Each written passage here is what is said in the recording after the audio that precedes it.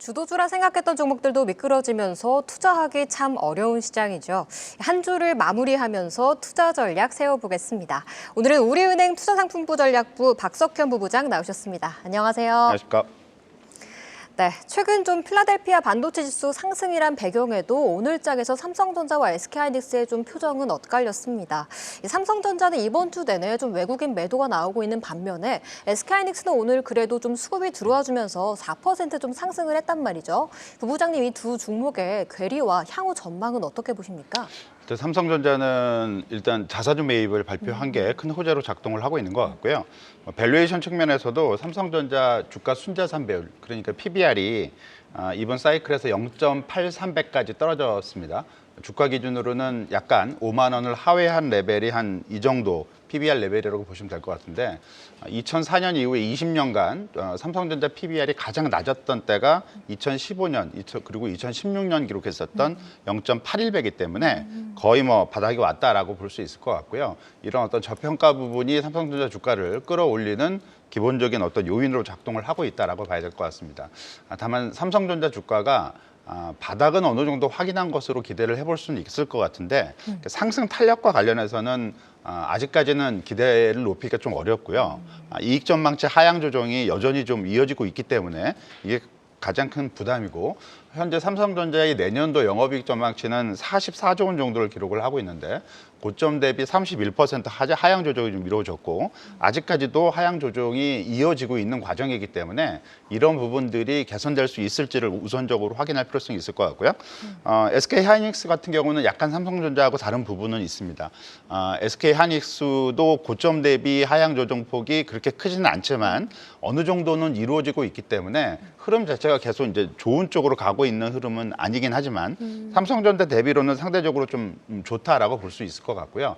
다만 그 SK하이닉스 역시 7월 12일 주가 고점이랑 이익 전망치 고점이 거의 일치하고 있고요. 이 이후에는 이익 전망치, 내년도 영업이익 전망치가 좀 횡보를 하면서 주가도 횡보를 하고 있기 때문에 삼성전자하고 SK하이닉스 모두 기본적으로는 이익 전망치 변화가 어디로 향할지를 확인해 볼 필요성이 있을 것 같고, 이게 아무래도 뭐 단기간에 해소가 될 것 같지는 않고요. 네. 연말 연초를 어느 정도 좀 지나봐야만 추가적인 방향성 설정을 확인해 볼 수 있지 않을까라고 예상을 해볼 수 있을 것 같습니다. 네, 두 종목 모두 좀 본질적인 문제인 이익 전망치가 확인돼야지 주가 방향도 뚜렷해질 것 같다는 의견 들어봤습니다. 이번 주도 가장 큰 이벤트였잖아요. 엔비디아의 실적 발표가 있었습니다. 젠슨항 CEO 같은 경우 이 블랙에이드에 대한 굉장한 자신감을 보여줬는데, 이 발열이나 뭐 또 수익률, 마진율 측면에서 시장에서 좀 의구심을 가졌던 부분이 있잖아요. 이번에 다 해소됐다고 보십니까? 블랙엘 제품은 워낙 수요가 많은 제품이고요.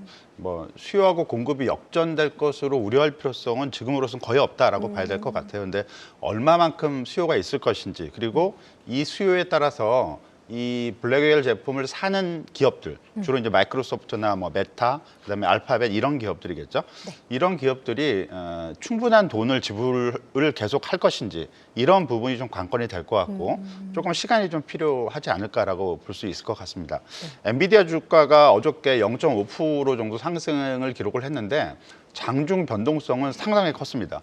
장중에 그 사상 최고치를 돌파하면서 장중 고점이 거의 플러스 5%까지 가기도 했었는데요.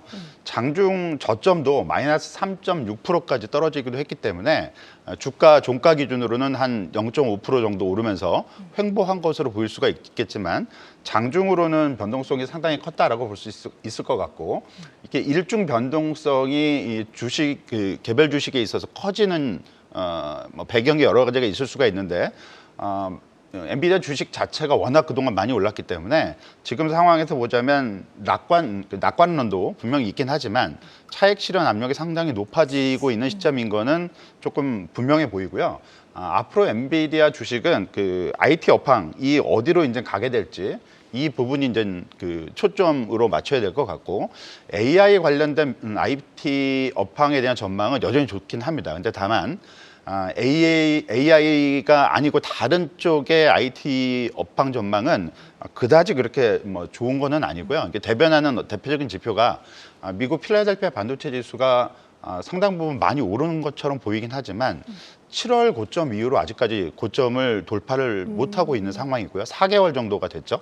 그리고 현재 지수 레벨은 7월 고점 대비 마이너스 한 16% 정도를 기록하고 있는 주가 레벨이기 때문에 네. 전반적인 미국 그 반도체 그 경기에 대한 어떤 평가도 그렇게 낙관적으로 형성이 되고 있지는 못하다라는 점을 감안을 해야 될 것 같고요. 네. 따라서 미국 그 주식 시장이 뭐 엔비디아나 테슬라와 같은 일부 종목 주도로 해서 오르고 있는 것은 사실이지만 슬림화가 좀 약간 그 과도하게 진행이 되고 있기 때문에 네. 여기에 따른 어떤 변동성 위험 이런 것들도 지금 시점에서는 좀 같이 염두에 둘 필요성이 좀 있을 것 같습니다. 네, 쏠림 현상을 조금 경계해 봐야 할 것 같습니다.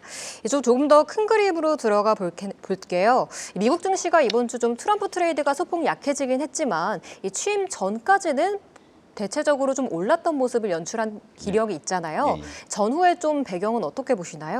일단 트럼프 트레이드라고 얘기하는 거는 그 트럼프 대통령 당선자의 정책이 뭐 법인세 인상, 그다음에 뭐 소득세 조정, 그다음에 법인세 인하죠. 네, 인하. 인하. 소득세 조정, 그다음에 관세율 인상 이걸로 이제 대표가 되는데 이 정책들은 모두 미국 기업이나 미국 경제에 편익을 주는 정책이기 때문에 주로 이제 미국 주식시장 중심으로 주가가 올라가고 상대적으로 피해를 보게 되는 다른 나라 주식시장은 좀 부진을 보이는 이런 현상을 이제 트럼프 트레이드라고 얘기를 할 수 있을 것 같고요. 이런 부분들은 당분간은 좀 지속이 될 가능성이 좀 높긴 합니다. 네. 그래서 조금 더 이게 트럼프 트레이드에 따른 불확실성 부분이 조금 더 진행이 될 가능성은 좀 있다라고 봐야 될 것 같고, 네. 근데 다만 트럼프 트레이드하고의 어떤 핵심적인 요인이 아까 말씀드린 대로 관세율을 올리고 소득세를 조정하고 그다음에 법인세를 이제 내리는 게 그 기본적인 핵심인데 얼마나 관세를 인상을 할지 그리고 법인세를 얼마나 내릴지 네. 소득세 조정은 어떻게 이루어질지 이게 원론적인 부분만 그 제공이 됐고 아직까지는 구체적인 숫자가 확정된 게 없습니다. 그렇기 때문에 이런 부분들에 대한 어떤 불확실성이 시장의 어떤 불확실성으로 남아있을 가능성이 높다라고 볼 수 있을 것 같고요. 트럼프 대통령 취임이 1월 20일이기 때문에 내년도 취임 이후에 이 숫자들이 하나둘씩 확정이 될 것으로 예상을 할 수 있을 것 같고요. 이 숫자가 확정되기 전까지는 그 소위 말하고 있는 트럼프 트레이드가 조금 중기적으로 이어질 가능성에 대해서도 어느 정도는 대비가 좀 필요하다라고 볼 수 있을 것 같습니다. 네, 이 세금의 관세까지 좀 인플레이션에 대한 불확실성도 있는 상황이기 때문에 이 트럼프 트레이드는 조금 더 지속될 가능성이 높다는 쪽에 좀 무게를 실어주셨습니다. 우리 시간도 참 빨리 지나가는데 예. 벌써 다음 주도 11월이 마무리가 됩니다. 시간 참 빠른데요. 다음 주 증시 전망도 좀 해주시죠.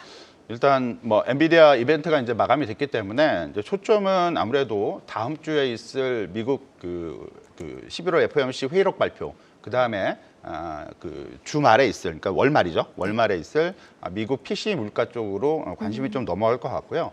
관련해서 중요하게 좀 봐야 될 지표는 아무래도 미국 국채금리라고 볼 수 있을 것 같습니다. 네. 어제 그 미국 국채금리 10년물이 4.4%를 약간 넘었으면서 마감이 됐는데 지금 관건은 4.5%를 돌파를 할 것이냐 여기에 좀 초점이 맞춰지고 있는 것 같고요. 만일 4.5% 10년물이 4.5%를 돌파를 하게 된다면 직전 고점이 4월 달에 기록을 했었던 4.7%이기 때문에 여기까지 추가 상승을 할 어느 정도 위험이 있을 것 같고 이렇게 된다면 미국 주식시장의 어떤 고평가 문제가 부각이 될 수 있고요. 이런 부분들은 빅테크 중심으로 해서 주가 조정 요인으로 작동을 할 수가 있을 것 같습니다. 따라서 오늘 밤 그리고 내일 새벽 미국 주식시장, 미국 금융시장에서 국채금리 움직임 이런 것들이 다음 주 발표될 미국 지표하고 맞물리면서 어떤 결과를 보일지 이런 부분에 초점을 맞춰서 시장 흐름을 좀 봐야 될 것 같습니다. 네, 알겠습니다. 지금까지 우리은행 투자상품부 전략 박석현 부부장과 이야기 나눠봤습니다. 오늘 전략 감사합니다. 감사합니다.